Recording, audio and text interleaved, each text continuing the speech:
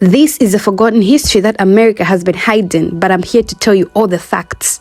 Imagine a truth too horrific to be disregarded, and a history so obscured by darkness that it is never discussed. This is a tragic truth that many Africans experienced during the transatlantic slave trade, when they were set out on the disgusting journey to the New World on slave ships. From approximately 12.5 million Africans were forcibly transported across the Middle Passage to serve as slaves in the New World. Life aboard slave ship was so agonizing and dangerous. Nearly 2 million slaves would perish on their journey across the Atlantic. Life as a slave was so difficult. Firstly, slaves were kidnapped by slave traders and separated from their families. Next, they were forced onto slave ships heading for the US. The journey across the Atlantic was known as the Middle Passage. Slave ships were overcrowded, and the ceilings were so low the enslaved people could not even stand up. Men were chained together for the entire 6-week journey. Many people died of illness or starvation. Once people reached America, they were sold to the highest bidder at an auction as if they were just mere objects. Their new master was allowed to beat and even kill his slaves. Any children they had could be taken away from them and sold to another master without even mercy. The hundreds of thousands of slaves forced against their will to make the journey had no idea what to expect. Many of them had been captured in the middle of the African continent and had never even seen the ocean before. Certainly, few had seen a white man or a huge cargo ship before. None had any idea of the fate which awaited them, nor could they even imagine how bad or hellish the journey to a faraway land would be. In the vast majority of cases, the slaves themselves were unable to tell their own stories, even if they could read and write. They didn't have the opportunity to make a record of their experiences. Most of the men who crewed the slave ships were illiterate too, meaning we don't have the account of what life was like on the board of the crew of vessels. But a handful of slaves did tell their stories. Plus, captains of slave ships and then, in later years, abolitionists campaigning against the inhumanity also made historical records. Thanks to them, we know what life was like on the slave ships, and it's every bit as bad as you could imagine. Slaves were seen as little more than cargo by the owners of the slave ships. So quite simply, the more they carried, the more money they stood to earn. This meant that most slave ships were not only packed to capacity, they were packed way beyond capacity.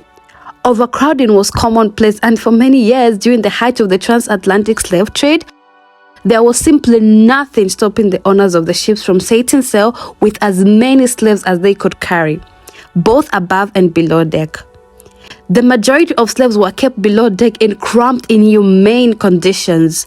As the chilling blueprints of ships revealed, slaves were often chained lying down side by side on the floor. This meant hundreds could be laying side by side and head to toe. Now you can imagine how bad that situation was. The unfortunate men and women had no more than a few inches to move. Some lucky ones might be able to sit up, but most were forced to lie down for almost the entirety of the 2-month journey. In the best recorded cases, an individual would get a space around 4 feet wide and 5 high. Suffice to say, there were no proper toilet facilities. The slaves were simply left in their own filth and hosed down occasionally up on deck. The Regulation Act of 1788, also known as the Slave Trade Act of Dobbin's Act, after the man who managed to get it passed through the British Parliament, was designed to ease overcrowding on slave ships. It stipulated the number of slaves a ship could transport according to how heavy the vessel was. Notably, vessels such as Brooks would not only be allowed to carry 400 slaves prior to the law. The ships carried as many as 750, testament to just how densely packed in the slaves were. Unsurprisingly, however, some unscrupulous captains broke these rules and continued to pack as many slaves below deck as they could. Ships carrying on the trade after the British Empire outlawed slavery were especially likely to break the law and subject their slaves passengers to the worst conditions imaginable. Conditions were dirty, smelly, and deadly. The cramped conditions below deck were not just uncomfortable and dehumanizing for the slaves, they were deadly too. In such confined spaces, diseases was rife and spread so quickly. Below deck, the sights, sounds, and perhaps above all, the smell would have been simply overwhelming. Understandably, ship captains tried to stay as far away from the slave quarters as possible, leaving the lowest members of the crew to look after them. Not surprisingly, the leading cause of death among slaves was dysentery. Indeed, it was so common it even had its own name among the crews, being known as the flax.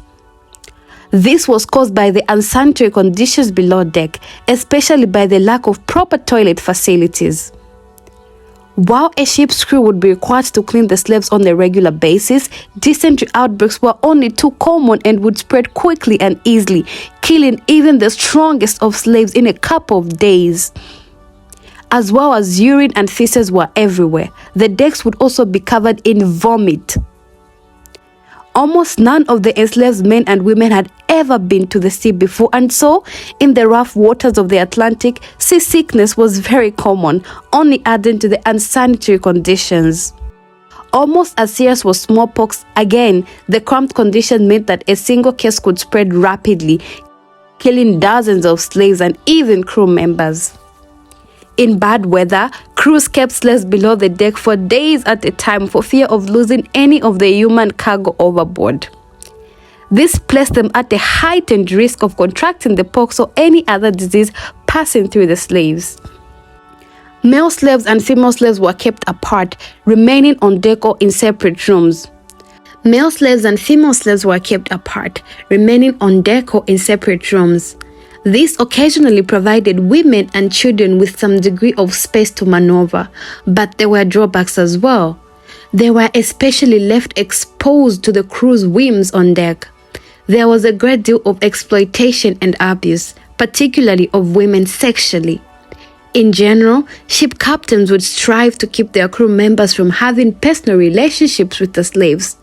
But rather than being motivated by any concern for the welfare of the slaves, this was mostly done for the crew discipline. In one diary entry, slave ship captain John Newton recorded, as I quote, "Bought a slave girl, number 92, in the afternoon.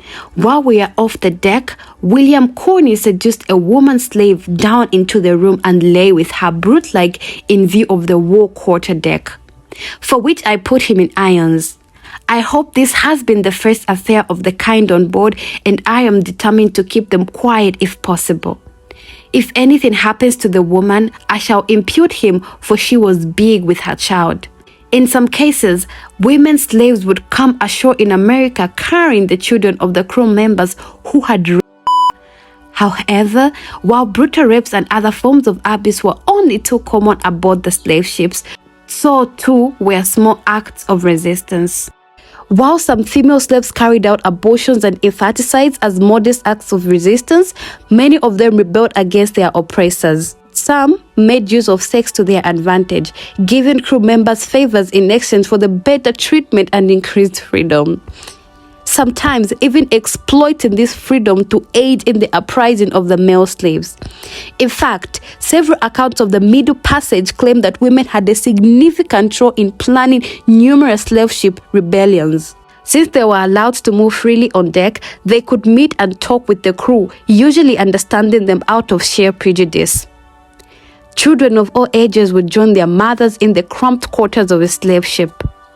Many simply never made it. Young children and nascent infants were particularly vulnerable to the many diseases that ravaged the slave ships. Combined with the weakness that came with mere food rations, and many children simply wasted away.